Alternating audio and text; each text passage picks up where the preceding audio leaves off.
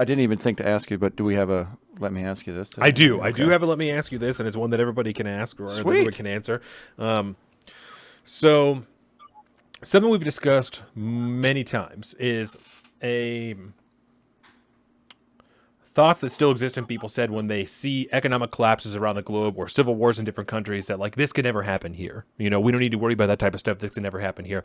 We on the show obviously fight against that as much as possible. That people in this country need to understand that we have only been the exception for so long, and we are not immune to the things that we have seen happen around the globe. They could happen here, and that's the reason that we talk so much particularly about the Second Amendment. We're big Second Amendment people here, and so that's one of the reasons that we talk about that so much. But we've also talked about storing food, cryptocurrency, things like that. We've talked about all this stuff for a long time. And so I want to ask you guys, and you can answer one at a time, decide whoever wants to go first, is why do you think that ideology still exists in so many people in America, that those things could never happen here? Who wants to go ahead? Oh no, I'll give you that one, Ivan. Okay.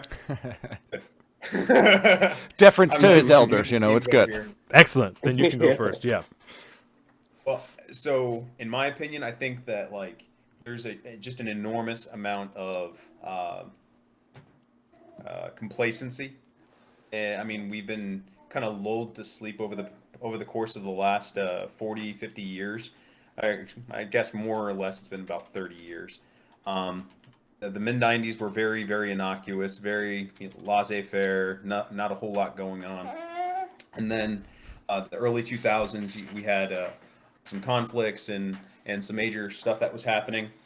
And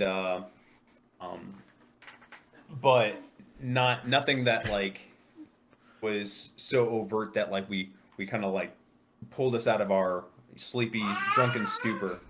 But I think that and we haven't had a whole lot of things pulled from us. But over the course of the past, 2 years, I think that there's a saying that I think it was Lenin said that there are decades that nothing happens, and then there are days that decades happen, right? And I think that over the past 2 years, there's been many of those days that have happened, and people are starting to realize, oh my gosh, that things can get away from you. You can have your rights ripped from you, and and you can be boldly lied to, and you just have to eat it. There's no recourse.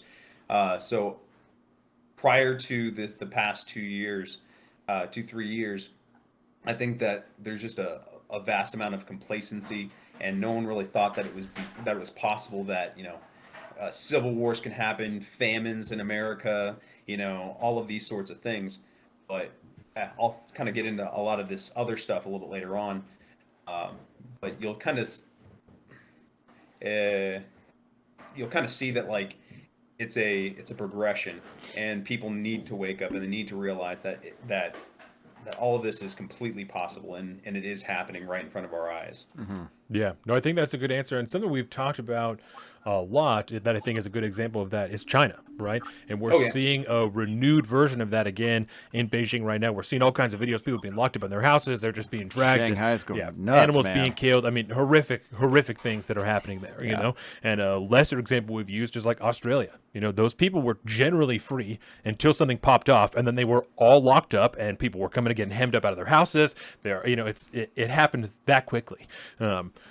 So, Zeke, let me just jump in here before you answer the question real quick, because I just want to ask this question. You guys know what the Strauss-Howe generational theory is? The fourth turning and that kind of stuff. You guys heard that before? Yeah. Yep. Okay. I just feel like we're probably going to bring that up today, so I want to know if we can use that nomenclature. 100%. Perfect. So, Zeke, what do you think? Much more long-winded answer that I was hoping for, but I guess complacency I would have. I think a lot of people are. I think they aren't well read, and they don't look back at history and gosh, I need to get my thoughts straight here. If you're not well read into history, history is bound to repeat itself. Oh yeah. And if with Roman Empire and the rise and the fall of it, the human condition never changes. Right. Mm-hmm. Like we're always the same. Yep. We're always constant, and we're on that with the Roman Empire. We had our rise in the West. It's kind of long, shorter lived period of time. In the East, it tends to be a longer period. Mm-hmm. But our rise, it was quick burn, and it's fucking crashing down.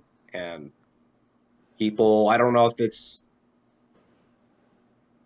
I think people just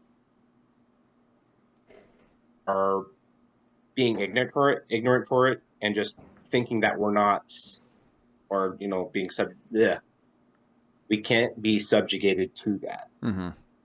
It's Right. the old, But it can't happen it's here. literally it's literally right around the corner, and people are just getting blindsided by it. Yeah. Right. And we're all suffering from recency bias. Yes. Where in the past 20 years, this has never happened. So no one thinks that it can happen. Yeah. Or just because the draft hasn't happened in 80 years, people think that it's never going to happen again. Well, shit, if things keep on going the direction that they are, it will happen again. It's not a matter of if, it's a matter of when. Right. And sorry, I didn't mean to jump in there, Zeke. No. But Yeah, and I'll go ahead and jump in here with somebody in the chat is kind of talking right along the same lines as you guys. Said that history is repeating itself. America is going through the phase that other nations went through it 100, 200 plus years ago. And so that sounds more of almost like Europe's been around so long, they've been there, done that already. And then we just kind of have only been on the map for so long. We're just now starting to go through it. But right. And we've talked about that. This month's book club book, right? Mm-hmm. I'm gonna pimp the book club real quick. Do it. This month's book club book is Rubicon, right? This book is about the fall of the Roman Republic into the Roman Empire, right? So in the 2 live streams that I've done for it, that's all that I've really been able to talk about, or because that's what I'm so focused on, is the comparisons between the fall of the Roman Empire and what America looks like now. Yeah. There are so many comparisons just between the different people that were gaining prominence and the things that were important. Right now they're talking about, I literally this morning just read about how the Romans traditionally looked down on a focus on dancing. People who were into dancing, they thought that they were fucking idiots. That's like the highest level of you have nothing else to worry about. You're not sticking to any type of self-respect. What the fuck are we doing right now? The most important thing, the biggest social focus is videos of people shaking their ass on Twitter or on TikTok, right? That is the biggest social focus, is stupid fucking dances, little 6-second, 10-second, 20-second videos that can be shared and viewed a million times. Yep. It's a weird, minute thing, but I don't know what else to chalk that up to, you know? And that's the type of stuff that if people aren't reading about those things, they're saying, what are you talking about? These are fucking TikTok videos. Like, you can't draw, a fall of America to a TikTok video. I disagree wholeheartedly. I think you absolutely can. When people, young children, youth, right, are aspiring to be famous for making videos on TikTok, I think that there's a pretty direct comparison between those 2 time periods.